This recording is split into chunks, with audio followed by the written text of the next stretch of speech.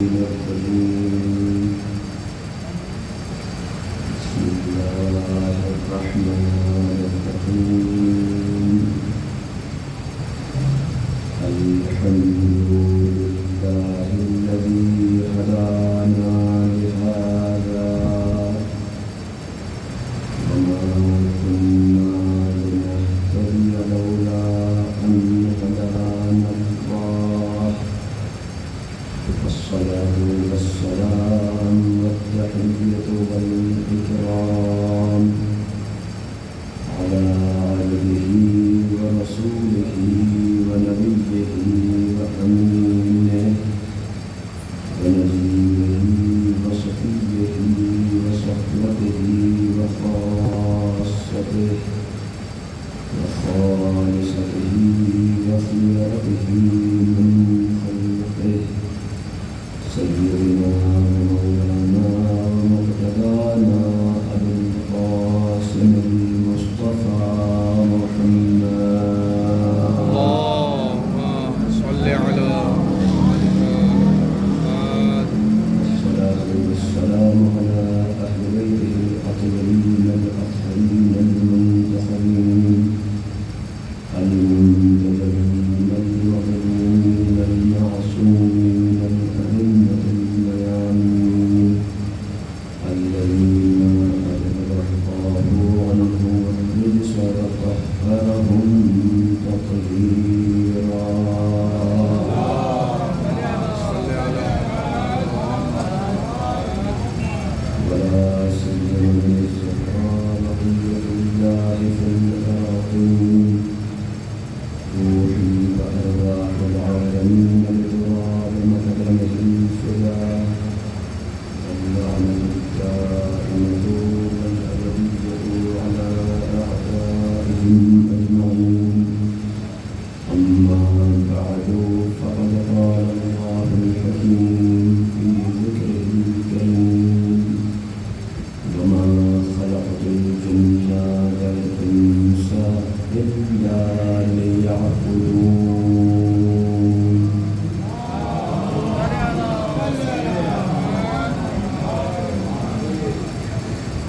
أيضا من القدر مقابل تمام الوجود اور دوسروں میں نے آپ کے سامنے اپنی آج اور کل کی گفتگو کے لیے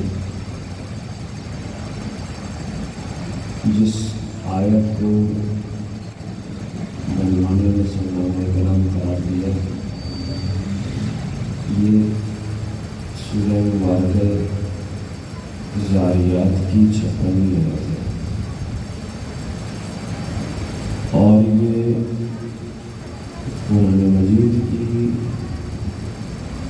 چند ایک مشہور آیات ہے. البتہ یہ بات واضح ہے کہ جب یہ کہا جاتا ہے یا کہا جا رہا ہے کہ قرآن مجید کوئی آیت مشہور ہے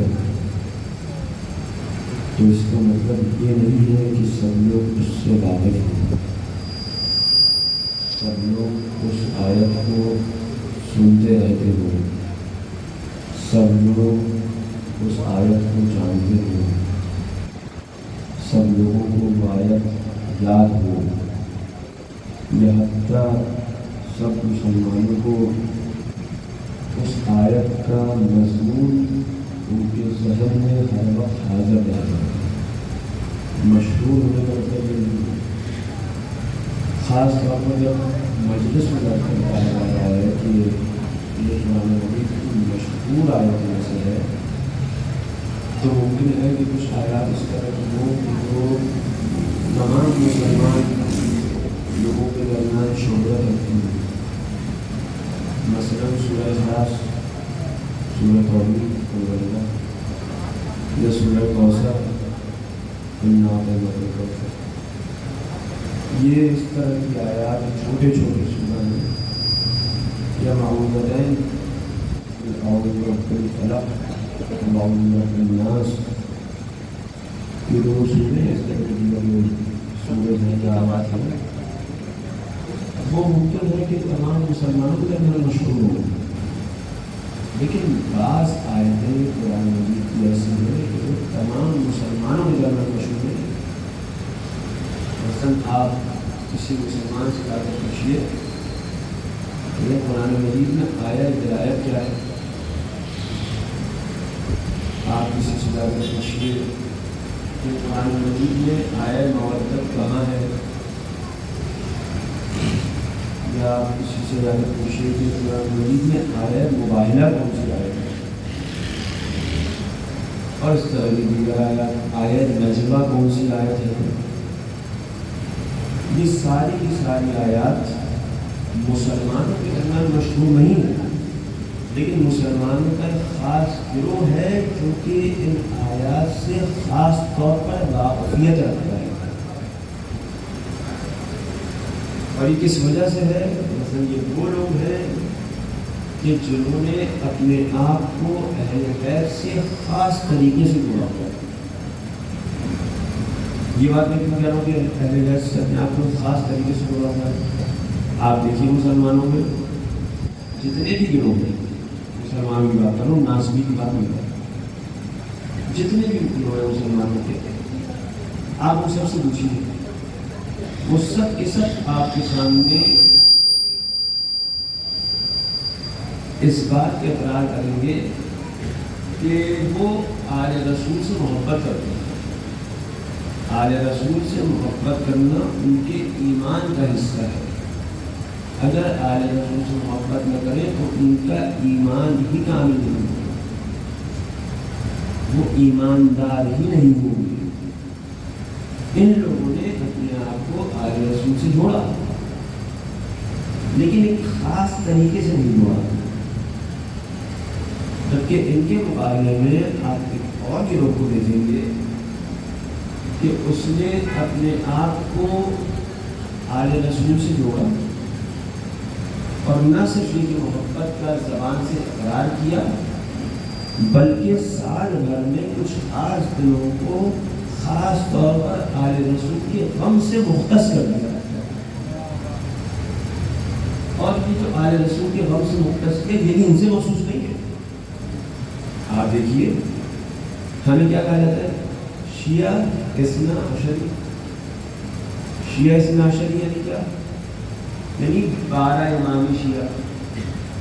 ایسے یعنی شیعہ اور بھی ہیں جو 12 امامی نہیں ہیں، کچھ 4 امامی ہوئے، کچھ 5 امامی ہوئے، کچھ 6، کچھ 7 عارف میں رہے، اور ابھی بھی 5 امامی تک موجود ہیں، 6 امامی تک موجود ہیں، 6 امام ساگی امام تک، کچھ 4 امامی آج بھی موجود ہیں، مسلمان ہیں لیکن شیعہ ہیں، لیکن 12 امامی نہیں ہیں۔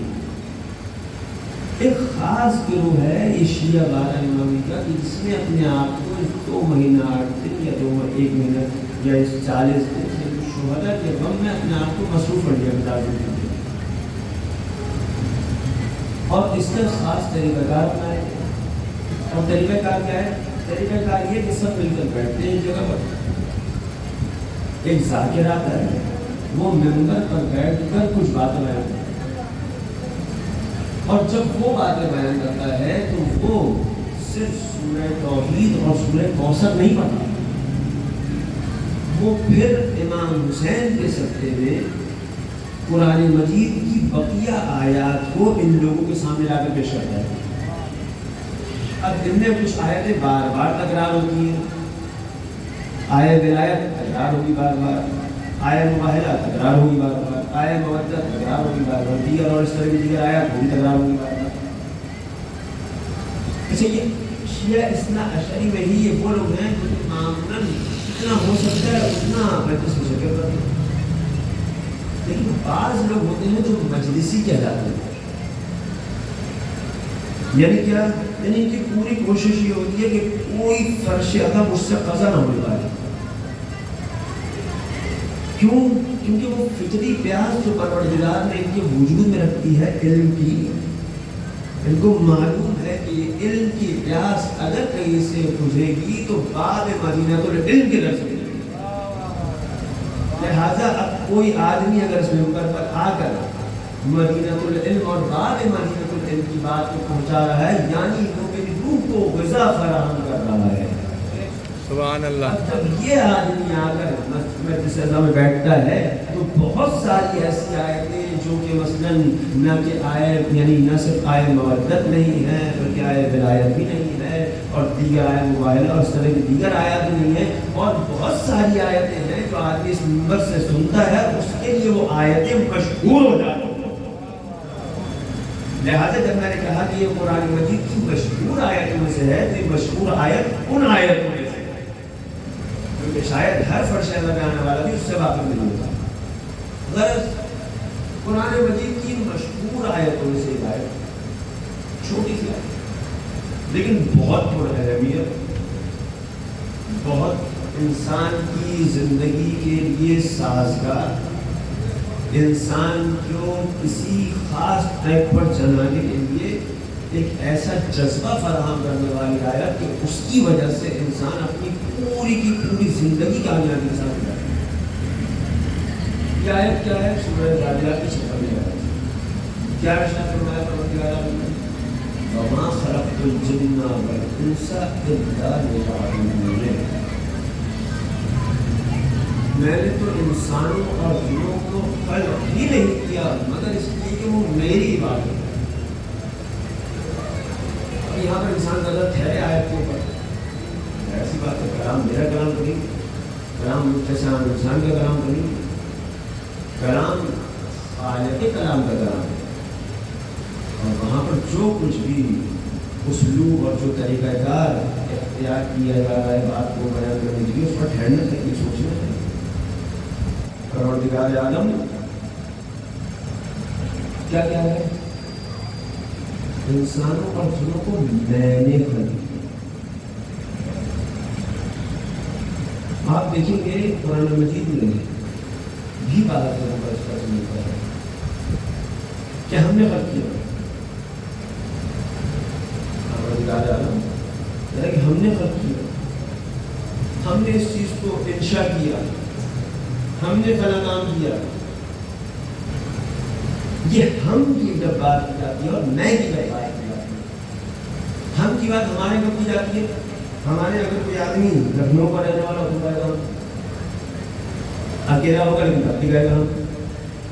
لیکن اگر کوئی آدمی لکھنؤ کا رہنے والا نہیں ہے, اس کے علاوہ لکھنؤ سے نہیں تھے اور لیکن وہ مؤدب ہے, ادب سے بات کرتا ہے, تو وہ سامنے والے آدمی کو بھی جو ایک آدمی ہے اس کو آپ کہے گا اور اپنے آپ کو کہے گا ہم.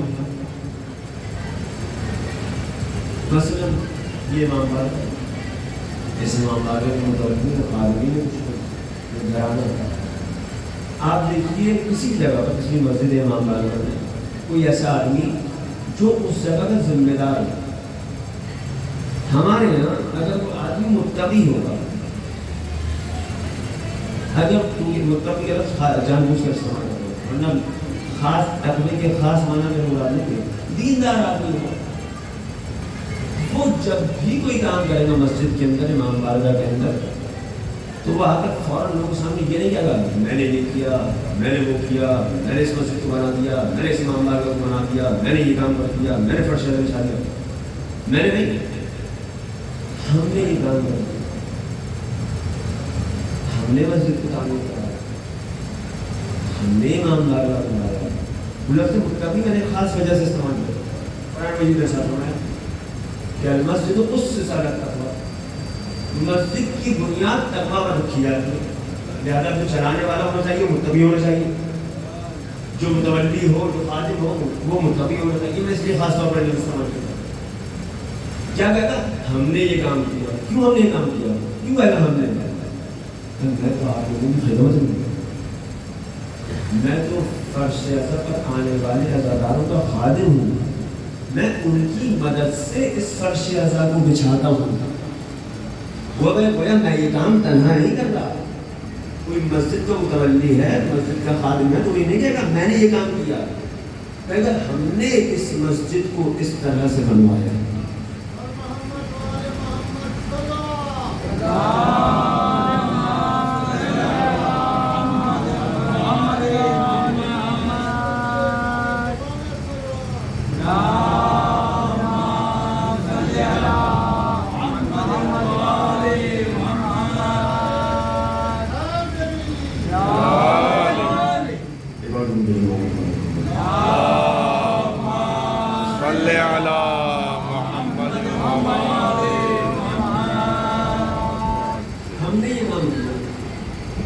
یہ نہیں بنوائی، ہم نے ایماندار کا بنوایا، تواضع کا اظہار کرے گا، تواضع کی وجہ سے کہے گا، انکساری کی وجہ سے کہے گا کہ ہم نے یہ کام کیا، چاہے تو کہہ سکتے ہیں میں نے کام کیا، آپ نے مجھے پیسہ کیا تھا میرے حوالے کر دینا، میں تو چاہتا کرتا، لیکن کیونکہ دیندار آدمی ہے اپنے آپ کو لوگوں کا حاکم نہیں سمجھ رہا، خادم سمجھ رہا، اپنے آپ کو مسجد کا خادم سمجھ رہا ہے، اپنے آپ کو نمازیوں کا خادم سمجھ رہا ہے، اپنے آپ کو فرشندہ بنانے والے عزاداروں کا خادم سمجھ رہا ہے، لہٰذا میں نے جو بھی کام کیا آپ لوگوں کی مدد سے کیا، لہٰذا یہ کام میں نے نہیں کیا، ہم نے کیا، ہمارے لیے ہم کا اسلوب اس لیے استعمال کیا جاتا ہے کہ پروردگار تواضع کر رہا ہے۔ آپ ساری آیت کو وما خلقت الجن والانس الا لیعبدون، میں نے جنوں اور انسانوں کو خلق ہی نہیں کیا مگر اس لیے میری عبادت کرو۔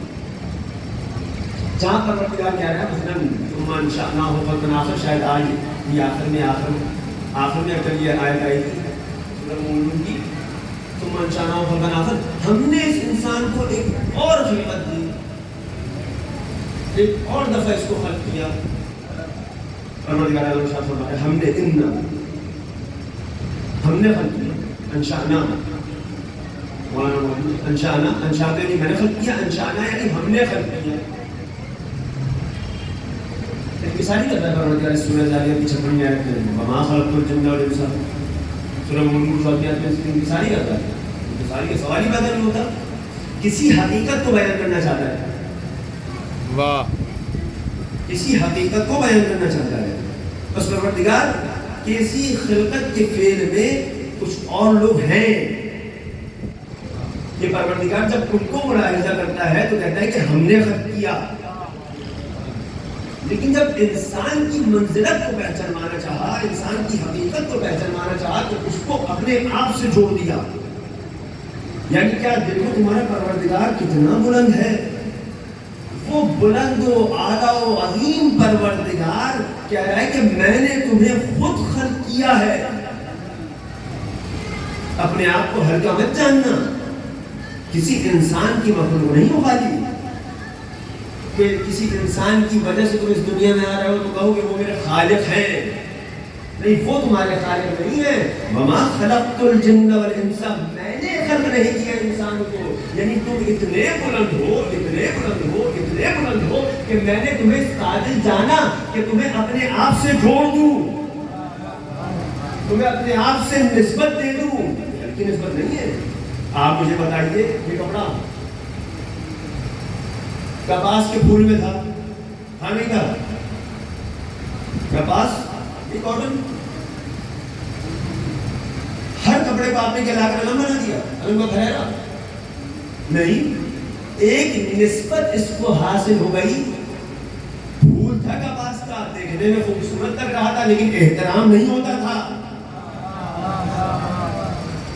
ہر کپڑا، ہر کپاس کپڑا بن جاتا ہے، کپڑا بننے کے باوجود ہر کپڑا قابل احترام نہیں ہے۔ یہ کپڑے جو آپ کے بدنوں پر موجود ہے قابل احترام ہے، آپ کو بتائیے، سوائے کالے کپڑے کے، وہ کالا کپڑا جو ایام اعلیٰ میں پہنا جاتا ہے۔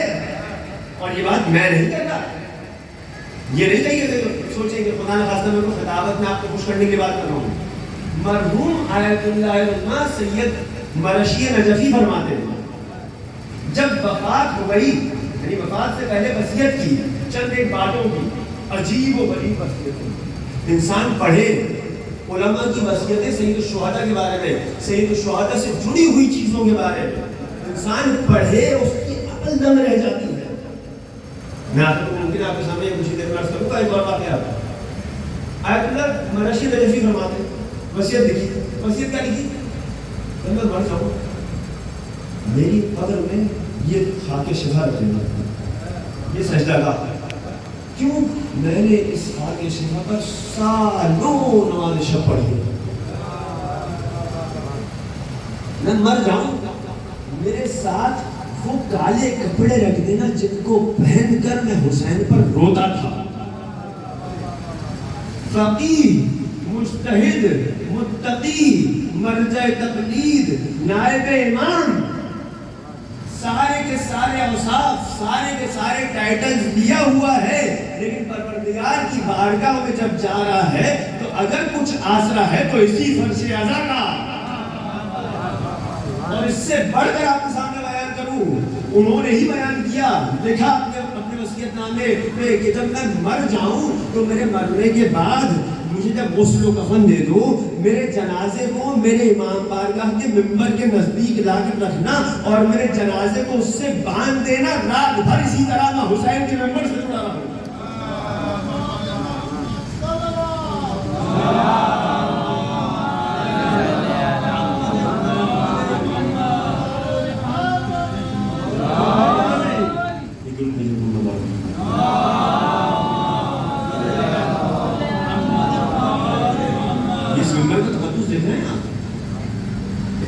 اس کالے لباس کا تقدس دیکھ رہے ہیں آپ؟ وہ الگ بات ہے کہ ہمارے کلچر اب بہت ہی بدل چکا ہے۔ عزاداری میں پہلے نظر تقسیم ہوتی تھی، لوگ نظر کو تبرک کے عنوان سے احترام سے کھاتے تھے، تصور نہیں تھا کہ ایک دانہ چاول کا گر جائے۔ اور میں کیا بیان کروں، آپ لوگ دیکھتے ہی نہیں، یہاں نظر شروع ہو ہے۔ تو یہ ان کی وصیت تھی، کیوں؟ کیونکہ اپنے آپ کو اس نسبت سے جوڑنا چاہتے ہیں۔ پروردگار، میں نے حوضے میں درس دیے تھے، میں نے لوگوں کو فتوے دیے تھے، میں مجتہد تھا، میں فقیہ تھا، میں تیری عبادتیں کیا کرتا تھا، لیکن جب تیری بارگاہ میں آنا چاہتا ہوں تو اس طرح سے کہ میرا نام حسین کے عزادار کے ہونا چاہیے، مجھے اگر کوئی آسرا ہے تو یہ ایک نسبت تھی۔ آپ دیکھیے، یہ ایک عام سی نسبت ہے، ایک کپاس کے پھول میں وہ روئی، اس کو اٹھا کر آپ نے گھرانہ بنا دیا، سب لوگ یہاں پر اس کی زیارت بھی کریں گے، اس کو چومیں گے بھی، اس پر کھڑے ہو کر مولا کو سلام بھی کریں گے، اس کو ہاتھ لگا کر مولا سے دعا بھی کریں گے۔ اسی میں کیا خاص بات ہو گئی؟ اس کے اندر خاص بات یہ ہوئی کہ کسی علمدار کے نام سے جڑ گیا، کسی بازو بریدہ علمدار کے نام سے جڑ گیا، ایسا بازو بریدہ کہ ہاتھ تو نہیں ہے لیکن سب کی جھولیوں کو بھر رہا ہے۔ ایک درود بھیجیے محمد والے محمد کا۔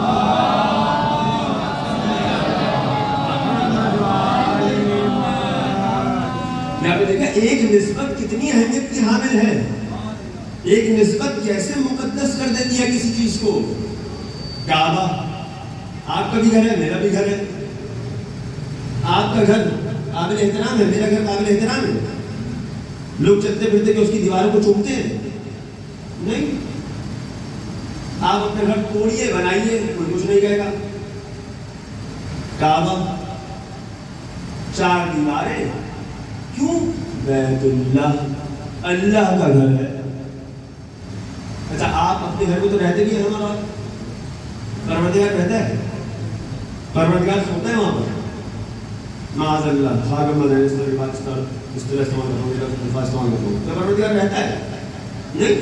4 دیواریں، ابراہیم کھڑے ہو اپنے بیٹے کے ساتھ مل کر، یہ میرا گھر ہے، خالی جوڑ دیا اپنی ذات سے کہ یہ میرا گھر ہے، اتنا محترم ہو گیا کہ اب اس کو نقصان نہیں پہنچنا چاہیے، اب یہ جائے امن ہے، کیوں؟ میری ذات سے جڑ گیا۔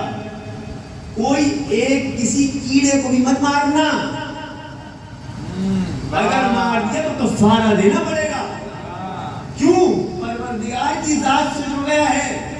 ایک نسبت نے انہی بلاکس کو، وہی اینٹیں، وہی گارا جو عمارت بننے میں لگتا ہے، ایسا نہیں کہ اس کا احترام اس لیے ہو رہا ہو کیونکہ جناب ابراہیم علیہ السلام نے تعمیر کیا، ایسا نہیں ہے۔ یہ بات کیوں کر رہا ہوں؟ تاریخ کتابیں لکھ لیجیے، تاریخ بھری پڑی ہے مسلمانوں کی کرتوتوں سے، کیا کیا کیا انہوں نے۔ کعبہ ایک دفعہ نہیں، نہ جانے پوری دفعہ ڈھا دیا گیا ہے، اس کے بعد پھر بنا ہے۔ پہلی دفعہ تو ابراہیم نے بنایا تھا، بعد میں کون بنا رہا تھا؟ نہ جانے کیسے لوگ تھے۔ جیسا بھی ہو بنانے والا میری ذات سے جڑ گیا، جیسا بھی ہو بنانے والا عباس سے جڑ گیا۔ یہ مت دیکھو کہ کیا کرتا ہے، کیسا آدمی ہے، فلانا ہے، دھماکہ ہے، نہیں، وہ جیسا بھی ہے، نام اس کا عباس سے جڑا ہے۔ اس کا مطلب یہ نہیں کہ وہ اس کو پورے کرنے والا ہے، کرنے والا ہی ہونا چاہیے، نہیں، اس کے اپنے پروٹوکولز ہیں۔ ہمارے دوست، ان کو لوگ مقصر کہا کرتے تھے، مقصر یعنی اہل بیت کی شان کے اس طرح سے قائل نہیں ہے. کیوں؟ کیونکہ ان صاحب نے دیکھا ان کو، ہمارے دوست کو، کہ تابوت آیا انہوں نے زیارت نہیں کی. تابوت کو نہیں مانتے بس زیارت دیکھی تم نے؟ کہاں؟ کیوں؟ وضو سے نہیں تھا. دیکھا تابوت عام سی لکڑیاں، اس پر ایک کپڑا ڈال دیا، سید الشہداء کے نام سے، کسی شہید کربلا کے نام سے منسوب ہوا ہے کسی معصوم سے، اس کی زیارت نہیں کر رہا آدمی. کیوں؟ اس کا پروٹوکول ہے. پروٹوکول کیا ہے؟ اس کو وضو کر کے زیارت کرتا ہوں میں. اس کا پروٹوکول نسبت اتنا محترم کر رہی ہے. تو پروردگار نے انسان کو اس قابل بنایا، اس قابل سمجھا کہ تم دیگر مخلوقات کی طرح سے نہیں ہو. تم اتنے بلند ہو کہ میں کہہ رہا ہوں میں نے تمہیں خلق کیا. جب میں نے تمہیں اپنی ذات سے جوڑ دیا، اپنی طرف نسبت دے دی، تو اب تم ایک عام انسان نہیں رہ گئے، بلکہ اب تم وہ انسان بنو گے کہ جس کو دیکھ کر میں کہہ سکوں کہ میں نے اس کو اشرف المخلوقات بنا کر خلق کیا. اب یہاں پر آیت کہہ رہی ہے، کلمہ کیا ہے؟ وَمَا خَلَقْتُ الْجِنَّ وَالْإِنسَ إِلَّا لِيَعْبُدُونِ. میں نے تو جنوں اور انسانوں کو خلق ہی نہیں کیا مگر اس لیے کہ وہ میری عبادت کریں. تو پروردگار کہہ سکتا مولانا موجود عربی گرامر کے اعتبار سے لیعبدو ہونا چاہیے، نون یہاں پر نہیں ہونا چاہیے. نون کی صفات جب نام آ گیا مولانا لیعبدو ہونا چاہیے. لینظروا تاکہ وہ دیکھیں، لیعبدو تاکہ وہ عبادت کریں. خاص طور پر لیعبدو نے نون کے نیچے کسر لگایا، زیر لگایا. کیوں؟ لیعبدو نے کیا یعنی تاکہ یہ لوگ میری عبادت کریں. عبادت کرنے کے لیے انسان خلق نہیں ہوا ہے، انسان میری عبادت کرنے کے لیے خلق ہوا ہے. پروردگار نے اس کائنات میں جو بھی چیز خلق کر رہی ہے وہ عبادت کرنے سے لاچار ہے. ہر انسان حتیٰ جس کو آپ دیکھیں گے کہ وہ کافر ہے، وہ مشرک ہے، وہ ملحد ہے، وہ بھی کسی نہ کسی کی عبادت کر رہا ہے. قرآن مجید نے ارشاد فرمایا ارأیت من اتخذ الہہ ہواہ. اے رسول کیا آپ نے لوگوں کو نہیں دیکھا جو اپنی خواہشات نفسانی کی عبادت کرتے ہیں؟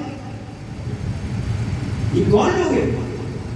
یہ کہتے ہیں کہ ہم وجود میں آ گئے، نموت و نحیا، ہم مرتے اور جیتے ہیں، ما یہلکنا الا الدہر، ہمیں تو زمانے کے علاوہ کوئی مارتا ہی نہیں.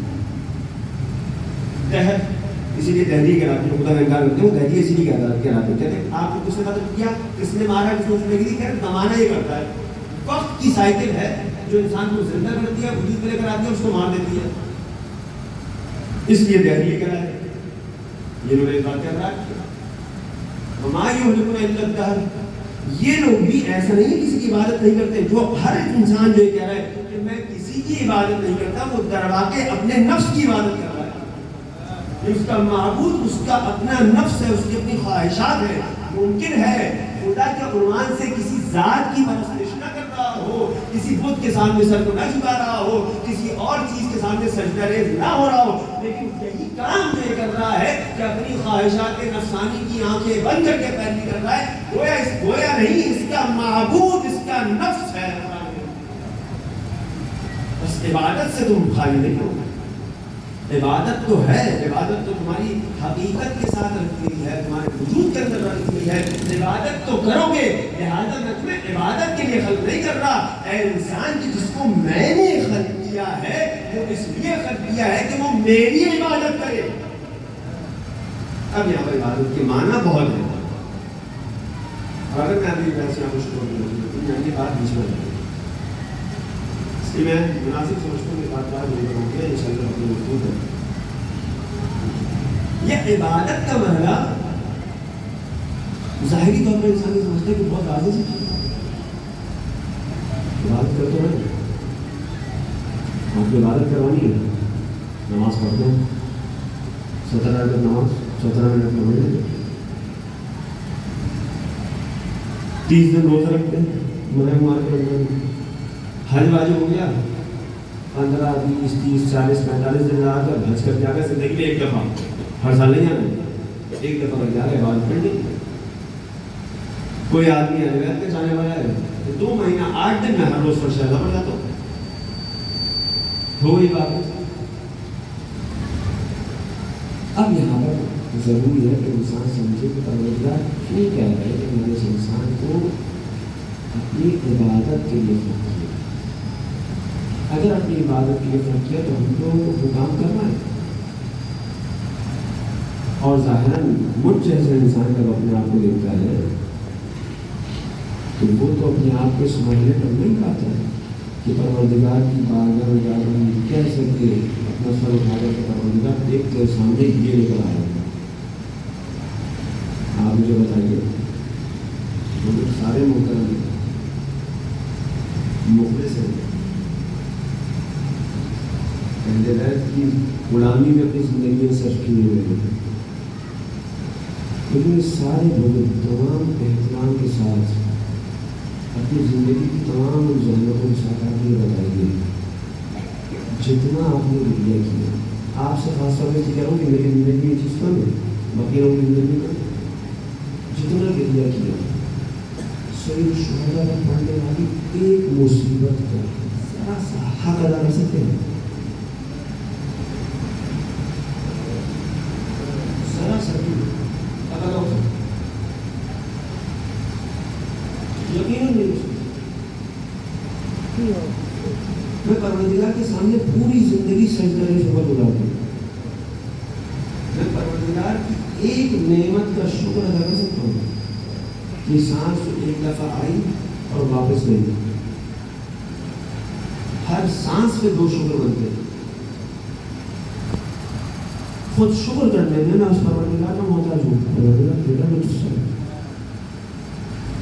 جب انسان کی یہ کیفیت پھر تو پروردگار کہہ رہا ہے کہ تم میری عبادت کرو کیا میں اپنی عبادت کر کے پروردگار کی بارگاہ میں سکون بتا سکتے ہیں اگلا بات ہے بغیر استاد کی کہ ہمیں تو اپنی نماز میں جیسے انسان کے لیے مجھے اپنی نمازوں کے لیے پروردگار سے توبہ استغفار کرنا چاہیے کہ میں نے پروردگار کے سامنے کروں اس طرح سے نماز پڑھوں آپ بتائیے ابھی 1 مہینے تک پورا ہونے کا ہے اس 1.5 مہینے بعد 8 محرم آ جائے مغرب کا وقت آئے گا ہر آدمی سینہ پیٹ کر کس بات کا بند کرتا ہے حسین آپ پر رو نہ سکے آپ مجھے بتائیے زندگی میں ہر وہ انسان جس کا عزیز اس دنیا سے چلا گیا ہے مطلب کسی کے والد اگر اس دنیا سے چلے کسی کی ماں اس دنیا سے چلی اپنی ماں پر باپ پر انسان اتنا روتا ہے جتنا حسین کے اوپر روتا ہے کیا ہر سال آپ اپنے والد کی برسی پر روتے 1 سال 2 سال 3 سال اس کے بعد پھر انسان کو اس سے رویا نہیں جاتا غم منتقل ہو جاتے حسین کے غم میں پروردگار نے خاص حرارت رکھی کہ ہر سال یہ دن آئے گی ہر سال وہی مصیبت بن جائے گی کربلا کو نہیں چھوڑی کربلا میں ایک دفعہ جو ہونا تو ہوگا ہر سال وہی مسائل پڑھے جائیں گے ہر سال وہی سلام خاص مناسبتوں میں پڑھ جائیں گے ہر سال وہی نوحے پڑھ جائیں گے خاص نوحے یہ انسان رو رہا ہے ہر دفعہ سن کر رو رہا ہے کیوں کیونکہ حسین پر رونے کا حق کوئی ادا نہیں کیونکہ جتنی بڑی ہستی ہے حسین اس کے اعتبار سے اگر انسان ان مظالم کو صرف تصور کرے اور میرا نہیں خیال ہے کہ وہ جیسے انسان تصور کر پاتا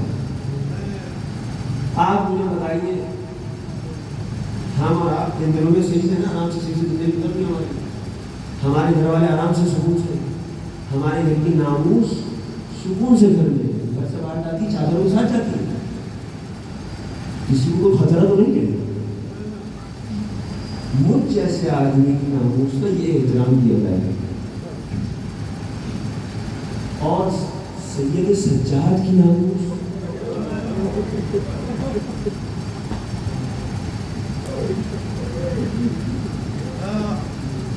نہیں، سیدہ کی بیٹی کی، جس بیوی کی وجہ سے اس دنیا میں حیا و عفاف و عفت و پاک دامنی رہ گئی، جس کی وجہ سے یہ محرم و نامحرم کے رشتے قائم رہ گئے، یہ بھی اس کے ساتھ یہ ہو، میرا نہیں خیال کہ میں تصور کر رہا ہوں. کیوں؟ میں اپنی ناموس کے لیے تصور نہیں کر سکتا کہ میرے گھر کی خواتین کو ہاتھوں میں رسیاں پسے کچھ باندھ کر کھلے سر کھلے چہرے کے ساتھ بازاروں میں گھمایا جائے. یہ میں اپنے گھر کی ناموس کے بارے میں بات کر رہا ہوں. میں اپنے گھر کی ناموس کے بارے میں چیز نہیں سوچ سکتا. سوچتا ہوں میری جان نکلنے لگ جاتی ہے. اللہ نے صبر سید سجاد تصور نہیں کیا، سب دیکھا. عاشورہ کا دن میرے مولا پروردگار کی مصلحت یہ ہے کہ مریضی کی حالت میں غشی میں پڑے ہوئے. 3 دفعہ میرا مولا غشی کی عالم سے بیدار ہوا ہے اور تینوں دفعہ پھوپھی نے بیدار کیا. پہلا موقع کب؟ جب باپ عصر عاشور بیٹے سے الوداع ہونے کے لیے آیا، پھوپھی نے آ کر بیدار کیا، سید سجاد اٹھو، دیکھو بابا آئے ہیں. اب جو آنکھیں کھول کر دیکھا، بابا کی زیرہ کی کڑیوں میں سے خون ٹپک رہا ہے. پھوپھی اماں میرا عصا لا کر دیجیے، تلوار لا کر دیجیے. کہاں بیٹا؟ کہا اب میں جاؤں گا بابا کے دفاع کے لیے. نہیں سجاد، تمہارا جہاد بازار شام و کوفہ ہے. یہ پہلا موقع. دوسرا موقع، بابا چلے گئے مقتل میں. عصر عاشور کربلا کے بن میں سخت طوفان آیا، آندھیاں چلنا شروع ہوئی. جناب ثانیہ زہرا نے جناب سید سجاد کو ہاتھ اٹھایا، میرے بچے ذرا دیکھو یہ آندھیاں کیسی ہیں. پھوپھی اماں خیمے کے پردے کو اٹھائیے. اب جو خیمے کا پردہ اٹھایا، نیزے پر ایک سر بلند ہے، السلام علیکم یا ابا عبداللہ. یہ دوسرا موقع ہے جب میرے مولا کو عاشورہ کے دن بیدار کیا گیا. تیسرا موقع کب آیا؟ تیسرا موقع شام غریبہ میں خیموں میں آگ لگائی گئی. زینب آئی دور امامت میں پہلا سوال لے کر، ارے میرے لال یہ بتاؤ خیموں میں رکے جل کر مر جائے یا کھلے سر باہر جائے؟ ارے کنہ بالفرار، ارے بیویوں خیموں سے باہر جائیے. کتنا سخت ہوگا میرے مولا کے لیے. اپنے گھر کی خواتین اور بچوں کو میرا مولا حکم دے رہا ہے کہ خیموں سے باہر جائیے. یہ کون بیوی ہے؟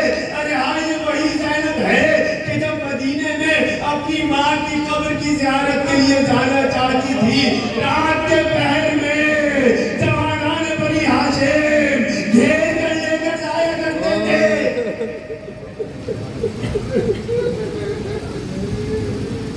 شام غریبہ گزری، 11 محرم آئی. 11 محرم کی صبح اشقیہ کے لشکر میں سے کچھ ملعون آئے، زینب کے نزدیک آئے، آ کر کہتے ہیں کہ تم سب لوگ تیاری کرو، اب ہم تم سب لوگوں کو کوفہ لے جانا چاہتے ہیں. بیویاں تیار ہونا شروع ہوئی. تیاری کی سب نے. ارے کیا تیاری کریں گے، لٹا ہوا کاروان ہے، کچھ بچا ہی نہیں ہے. شاید بچوں کو جمع کیا ہو. مقتل کہتا ہے 40 اونٹوں پر سوار ہوئے ہیں اہل بیت. اونٹوں کی ننگی پشت پر زینب ایک ایک کر کے تمام بیویوں کو سوار کروا رہی ہے. تمام بچوں کو سوار کروایا. اب آخر میں جب خود سوار ہونا چاہتی ہے تو کوئی نہیں دکھائی دیتا. عجب نہیں القمر کے کنارے نگاہ دوڑائی ہو، ارے عباس کہاں رہ گئے؟ زینب سوار ہوئی. ان لعینوں نے اہل بیت کی خواتین کو، حرم کی خواتین کو خاص طور پر مقتل کی طرف سے گزارا. سواریاں ایک ایک کر مقتل کی طرف سے گزرنا شروع ہوئیں. ہر بیوی اپنے محرم کو دیکھتی جاتی ہے، خود کو اونٹ سے گراتی جاتی ہے، اپنے عزیز کے لاشے پر آتی ہے، نوحہ کرتی ہے، گریہ کرتی ہے، ماتم کرتی ہے. ہاں ایک لاشا آیا کہ جہاں پر زینب و سکینہ خود کو روک نہ سکی تو انہوں نے خود کو اونٹ کی پشت سے نیچے گرایا. ارے بھیا، زینب نے حسین کی لاشے پر آ کر ماتم کرنا شروع کیا. ابھی ماتم کر ہی رہی تھی، بھائی کو رو ہی رہی تھی، کیا دیکھا؟ ایک اونٹ گزر رہا ہے. اس اونٹ پر امام حسین کے بیٹے امام سجاد ہیں. میرا مولا کیونکہ مریض تھا، خود کو اونٹ کی پشت پر روک نہیں سکتا تھا، اس طرح سے سوار کروایا گیا کہ دونوں پاؤں کو نیچے سے باندھ دیا گیا. میرا مولا سواری پر سے نیچے نہیں آ سکتا. لیکن زینب نے جب دیکھا تو عجیب منظر ہے. اے میرے لال مالی اراکا ان تجود بنفسک یا بقیت جدی واقعی. ارے میرے بچے، یہ مجھے کیا ہو گیا ہے؟ میں تمہیں کس حال میں دیکھ رہی ہوں؟ ایسا لگتا ہے تمہاری روح پرواز کر جائے گی. زینب نے خود کو سید سجاد اور امام حسین کی لاشیں کے درمیان لا کر حائل کیا تاکہ مولا بچ جائے. مولا کہتے ہیں ارے بھومی اماں، آپ بھی بتائیے، بوڑھا باپ ہو، اس کا پامال تھا، بے دور و کفن، سورج کے نیچے پڑا ہو، جوان بیٹا باپ کے لاشے کو دیکھے، نہ غسل دے سکے، نہ کفن دے سکے، نہ کفن کر سکے.